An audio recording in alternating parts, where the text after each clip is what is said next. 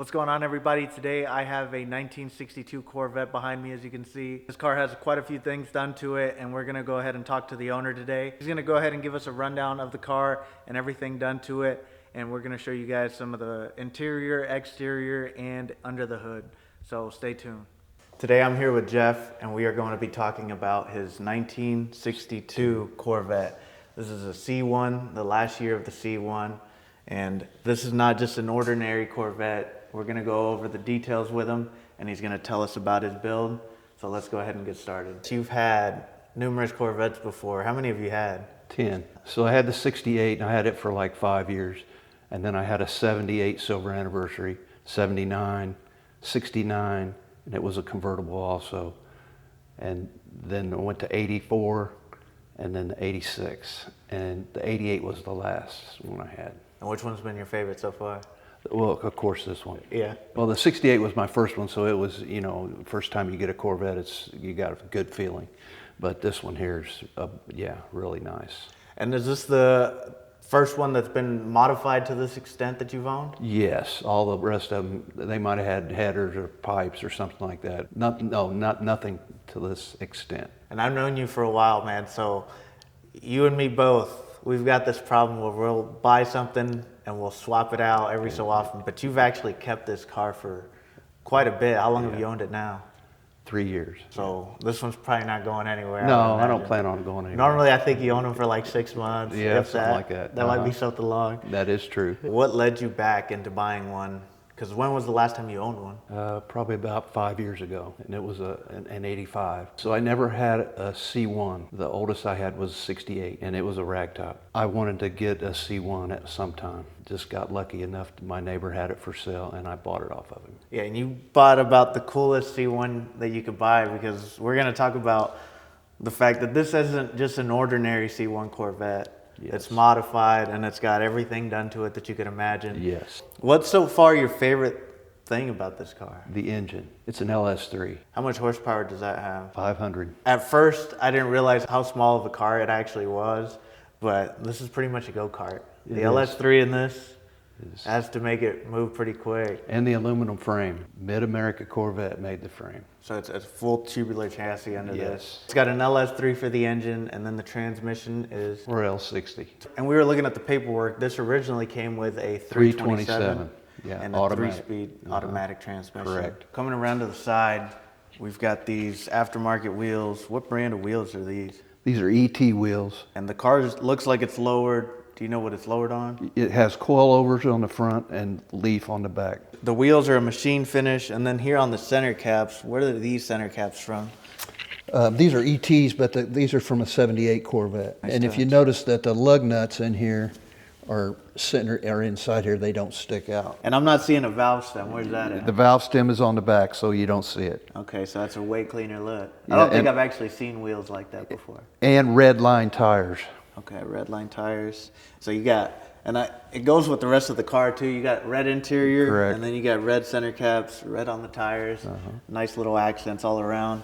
Are these disc brakes front and rear? Yes, Disc brakes front and rear. I would imagine they probably came with drums in the rear before. they did before, yes. Okay, so that's been swapped over too. Obviously you got the white paint, which looks, classy, but still sporty too. And then we were talking about how the 62s came with this chrome down here, and I think that looks really good. It sets it apart from the other years. It did. It doesn't have it. And a lot of the years they paint this two-tone, this centerpiece here.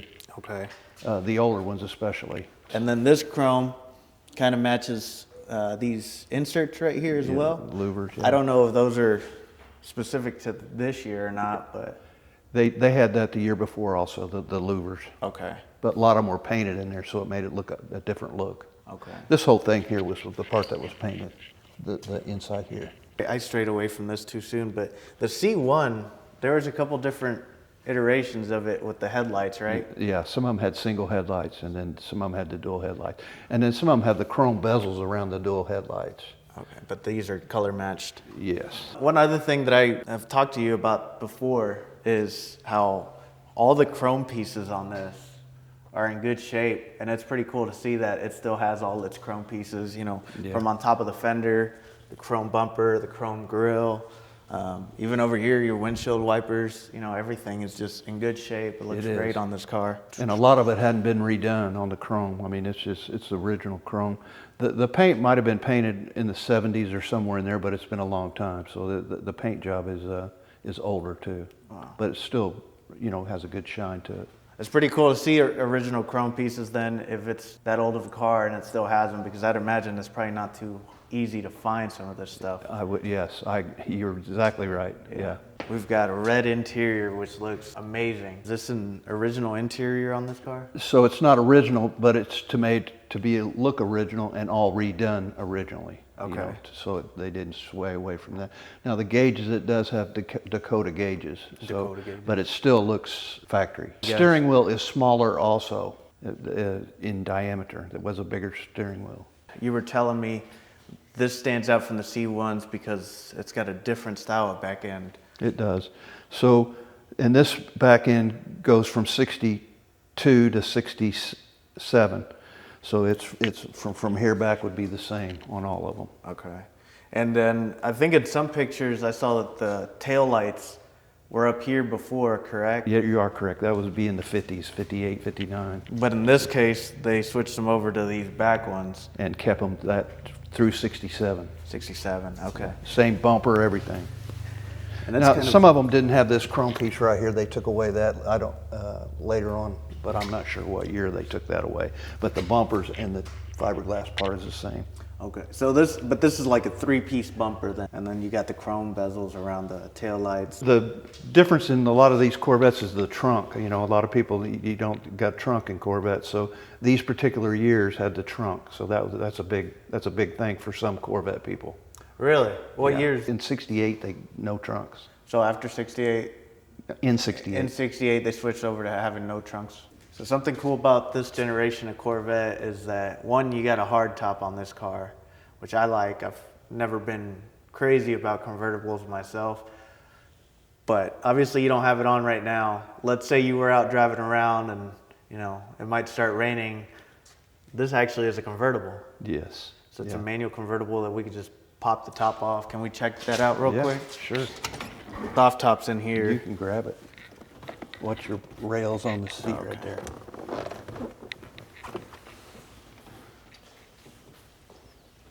It's pretty neat. I don't think any of the new generations have that. You either get a convertible or a hard top. T-tops. Most of them's T-tops now. Right. That's pretty sweet. Or hard top, yeah. And that's pretty easy to just pop it back on and take it off. One thing that I do love about that is that it looks really classy and sporty, you know, without the hard top on it. Mm-hmm. But with the hard top on it, it has a more aggressive look. And it looks good either way. You can't go wrong. The only thing about the hard top is getting in and out is hard to get in and out because it's so low in here. Right. Because the window comes down to right around here probably. Yes. So you got to really get down. And this is already a really low car.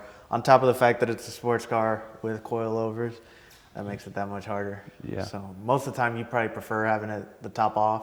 Yeah, I don't hardly ever put the top on it. In the winter, I'll put the top on it just. You mentioned earlier that this is an LS3 car. Can we go ahead and pop the hood open to check that out? Sure.